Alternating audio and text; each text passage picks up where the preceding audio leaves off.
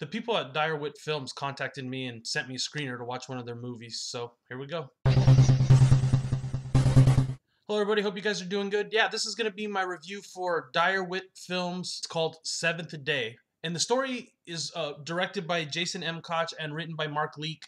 And the story revolves around this serial killer, and it's basically a week in the life of the serial killer, Alan. And to tell you the truth, when I first started watching it, the thing that hooked me right off the bat was it's narrated by the character Alan. The whole movie basically, of course, focuses on him, which I think is smart for a low-budget film.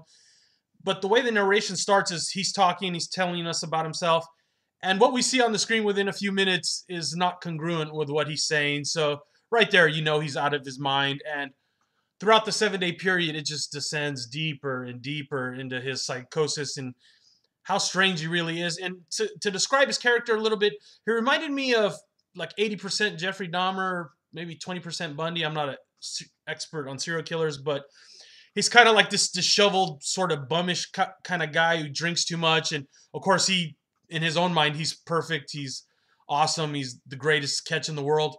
But that's not the truth. He lives like a bum. He's like a short order cook. And that's the Dahmer part. He's just really grandiose, like Ted Bundy at the same time. So more Dahmer, less Bundy, but you get the drift. And one of the things that they do while he's narrating is it's like almost like he's being interviewed by a magazine. But of course, it's all in his head. And it's crazy. They do this thing with the journalist, and it kind of reminded me of this Cronenberg journalist. He has the microphone fused to his hand, and he's wearing the overcoat, and he just has like this blank, kind of ghoulish looking face. And of course, it's in his head. I think some people could do without that part. I could have maybe done without that because obviously it was all in his head, him talking. It did add kind of a nice horror element to the whole thing. So like I said, the movie progresses through the 7 days, and as it goes, his kills get kind of progressively worse. And at the end, I was kind of shocked of actually how much blood it was. I didn't know if they were going to keep it kind of tame. The beginning of the movie is a little bit tame, but by the end, they get pretty out of hand. Definitely there's some blood and guts in there for the fans of that. It wasn't too bad. I liked it. It fit into the story, but at the same time, you get your shock value a little bit.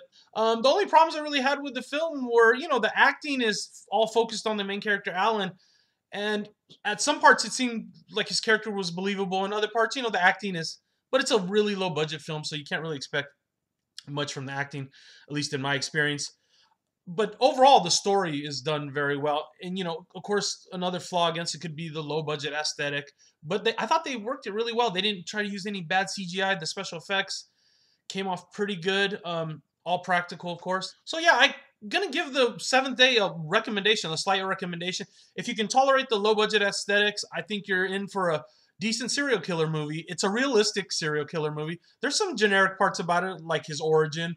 And, it's not exactly stuff we haven't seen before, but I found it interesting right from the beginning. I was engrossed into it, and I kind of like the way they ended it. I think some people are going to hate the way they ended it, but I like the way it ended. It builds up, builds up, builds up to the 7th day, and then, I'll let you watch it and find out what happens. But some people were probably expecting more. I don't know. I kind of like the way they ended. I rewinded it. I watched it again, and I just thought it really hit this high level of tension, sort of.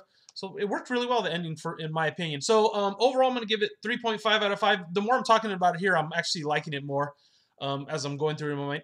Extremely low budget, so expect that. Don't expect a masterpiece, but expect a decent horror movie, good story, realistic killer.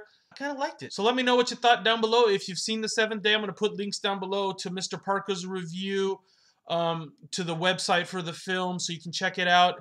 And yeah, if you get a chance, check out the film. All right, guys. See you soon. Bye.